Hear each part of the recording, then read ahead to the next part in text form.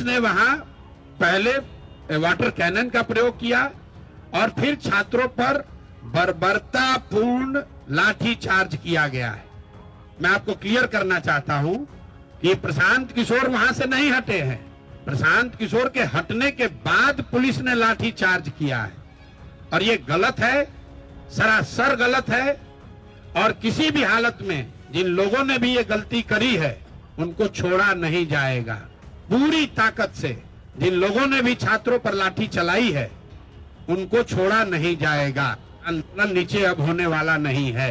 आप लोगों ने सूचना दी है कि हम लोग पर एफआईआर हुआ है। आज हम लोग यहाँ के पुलिस पर एफआईआर भी करेंगे, पुलिस पर कोर्ट में भी जाएंगे, इनको ह्यूमन राइट्स में भी ले जाएंगे और जिन बच्चों को बर्बरतापूर्ण तरीके से मारा गया है एक एक उसका हिसाब होगा। ये पिछले 3 दिन से जो सरकार से बातचीत करने का प्रयास शुरू किया है उसके सिग्नेटरी हैं। मैं एक ओर से चाहूंगा कि ये छात्र अपना परिचय दें और कल ये वो नाम है जो कल की छात्र संसद में जिन लोगों का नाम वहां हजारों विद्यार्थियों के सामने सर्वसम्मति से तय किया गया कि आगे इस आंदोलन नेतृत्व कोई कोचिंग संस्था का मालिक नहीं, कोई नेता नहीं, कोई जनसुराज नहीं, आगे इसका नेतृत्व ये बच्चे ही करेंगे। कल ये छात्र संसद में तय हुआ।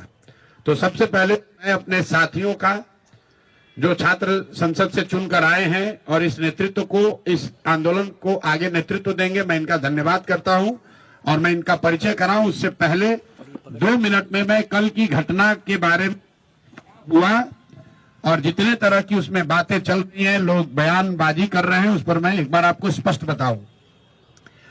परसों ये प्रशासन को सूचित किया गया था कि छात्र, चूंकि गर्दनी बाग धरना स्थल पर जगह कम है, सब छात्र एक साथ बैठकर बात करना चाहते हैं। इसके लिए गांधी मैदान में गांधी मूर्ति के पास सारे छात्र बैठेंगे। वहीं पर छात्र संसद में ये तय किया जाएगा कि आगे का रास्ता क्या होगा। सरकार का जो पहला है कि हमने परमिशन नहीं दिया, ये बिल्कुल सरासर गलत है। परमिशन का कोई सवाल ही नहीं है। गांधी मैदान सार्वजनिक जगह है, वहां लोग दौड़ने के लिए, बैठने के लिए, बातचीत करने के लिए जाते ही रहते हैं।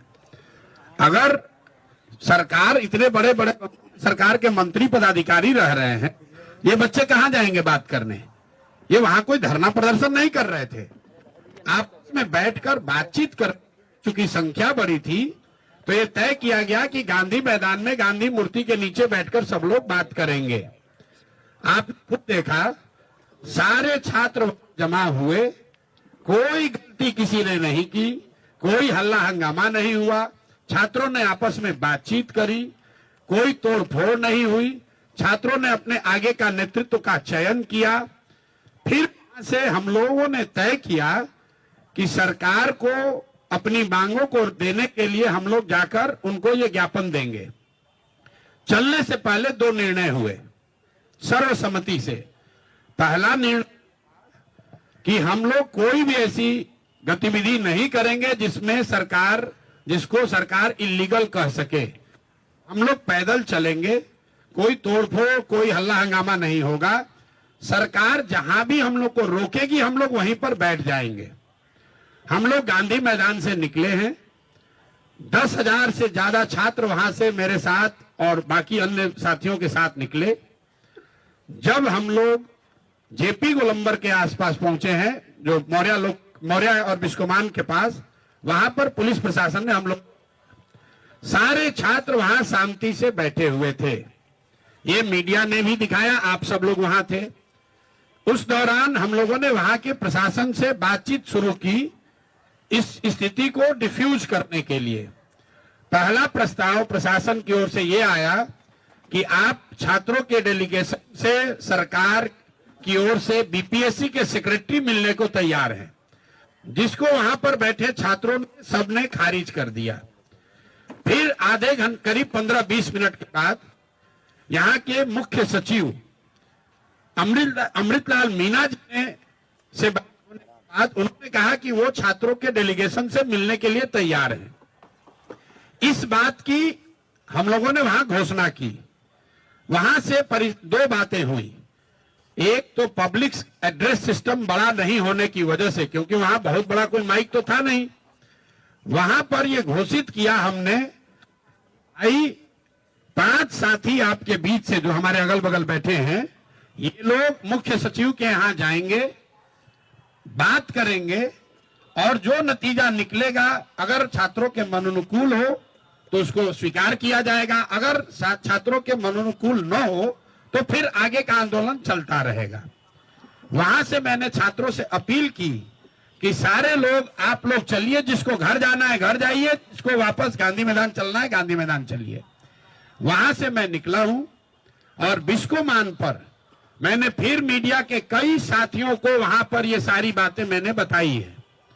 फिर बिस्कोमान से गांधी मैदान वापस जाकर हम 45 मिनट तक बैठे रहे हैं, और मेरे साथ जिन लोगों को भी, जो छात्र भी हमारी बात सुन पाए थे, वो सब छात्र हमारे साथ वापस वहां गए हैं। 10,000 से ज्यादा का जो क्राउड, उसमें आधे से ज्यादा लोग अब चले गए। 1,000-2,000 लोग वहां टिके रहे। उसमें अलग अलग मत के लोग थे। कुछ लोगों का ऐसा मानना था कि भैया हम लोग यहां आ गए हैं तो अब हम लोग पीछे नहीं हटेंगे, हम लोग को यहीं बैठे रहना है। कुछ लोग हम लोग की ओर से प्रयास कर रहे थे समझाने का कि भाई अगर आपको बैठना भी है तो चल के गांधी मैदान पर फिर बैठा जाए। हमने वहां बैठकर बुलाने की कोशिश भी की। कुछ छात्र नेता आए, कुछ नहीं आए। उसी दौरान करीब करीब वहां मेरे सिट आउट खत्म होने के 45 मिनट के बाद मुझे ये सूचना मिली कि पुलिस ने वहां पहले वाटर कैनन का प्रयोग किया और फिर छात्रों पर बर्बरतापूर्ण लाठी चार्ज किया गया है। तो पहली बात मैं आपको क्लियर करना चाहता हूं कि प्रशांत किशोर वहां से नहीं हटे हैं। प्रशांत किशोर के हटने के बाद पुलिस ने लाठी चार्ज किया है, और ये गलत है, सरासर गलत है। और किसी भी हालत में जिन लोगों ने भी ये गलती करी है उनको छोड़ा नहीं जाएगा। जब तक हम हैं, पूरी ताकत से जिन लोगों ने भी छात्रों पर लाठी चलाई है उनको छोड़ा नहीं जाएगा। आंदोलन नीचे अब होने वाला नहीं है, क्योंकि अगर वहां 1,000-1,500 छात्र रह भी गए थे, वहां ट्रैफिक नहीं रुका हुआ था, छात्र कोई उपद्रव नहीं कर रहा था, किसी सार्वजनिक संपत्ति का कोई नुकसान नहीं हुआ है। पुलिस चाहती तो उसको हल्के से अपने आप छात्र वापस जा रहे थे।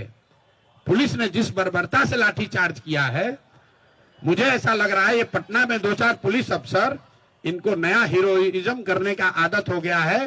तो आपके माध्यम से मैं बता रहा हूं, आप लोगों ने सूचना दी है कि हम लोग पर एफआईआर हुआ है। आज हम लोग यहाँ के पुलिस पर एफआईआर भी करेंगे, पुलिस पर कोर्ट में भी जाएंगे, इनको ह्यूमन राइट्स में भी ले जाएंगे, और जिन बच्चों को बर्बरतापूर्ण तरीके से मारा गया है, एक एक उसका हिसाब होगा। अगर लड़कों से नारेबाजी करने से लड़के उल्लंघन कर रहे हैं कानून का, तो आप लड़कों को दौड़ा दौड़ा कर मार रहे हैं, वो कानून का उल्लंघन नहीं है। कौन से कानून में लिखा हुआ है कि पुलिस ऐसे मार सकती है? कोई नहीं मार सकता है। और अभी एक मौका में फिर से सबके हित में, हम लोग लफंगई करने नहीं आए हैं। मैं चाहता हूं और छात्र ये चाहते हैं कि उनका रास्ता निकले। इसीलिए जो छात्र साथी हमारे बैठे हुए हैं, कल रात में 4 बजे तक सारे लोगों ने निर्णय लिया है कि हम लोग फिर से सरकार को यह अवसर दे रहे हैं। अभी प्रेस वार्ता के बाद यहीं से ये बच्चे जा रहे हैं मुख्य सचिव से मिलने, 5 मांगों को लेकर। पहली मांग, जो छात्रों की सबसे बड़ी मांग है, कि री एग्जामिनेशन कराया जाए। दूसरी मांग, जो अनियमितता बीपीएससी परीक्षा को कंडक्ट करने में हुई है, उसकी एक न्यायिक या उच्च स्तरीय जांच होनी चाहिए। तीसरी मांग, सोनू यादव जो लड़का इस पूरे प्रकरण में जिसने आत्महत्या कर ली, उसके परिवार को कम से कम 10 लाख रुपए की आर्थिक सहायता मिलनी चाहिए। चौथी मांग, कि जिन लोगों पर, जिन बच्चों पर भी आपराधिक मुकदमे दर्ज किए गए हैं, कल लड़के जो अस्पताल में भर्ती हैं, सीटी स्कैन हो रहा है, उनका अल्ट्रासाउंड हो रहा है, उससे भी पुलिस वाले जाकर ओडी स्लिप पर साइन करवा रहे हैं ब्लैंक में, कि नामजद उनको करने के लिए। तो सारे बच्चों पर जो आपराधिक मुकदमे लगाए गए हैं उसको वापस लिए जाएं। और अंतिम और एक महत्वपूर्ण बात, जिन पदाधिकारियों ने पिछले 2 बार से लाठी चार्ज करने का ऑर्डर दिया है, जिन्होंने बच्चों पर बर्बरतापूर्ण लाठी चार्ज किया है, उन पर कार्रवाई हो। ये 5 मांग को लेकर ये साथी खुले मन से और अच्छे मन से सरकार के सबसे बड़े पदाधिकारी मुख्य सचिव से मिलने जा रहे हैं। ये लोग, हम लोग की अपेक्षा है कि सरकार इस मामले को यहीं पर खत्म करेगी, बच्चों की बात को मानेगी और बच्चे जो चाहते हैं जहां तक संभव हो सके उनकी बात को माना जाए। अगर आप ये वीडियो YouTube पर देख रहे हैं तो हमारे चैनल को सब्सक्राइब कर बेल आइकन दबाएं और Facebook पर देख रहे हैं तो हमारे पेज को लाइक करें। 8 मिलियन प्लस सब्सक्राइबर, आपके इस भरोसे के लिए बहुत धन्यवाद।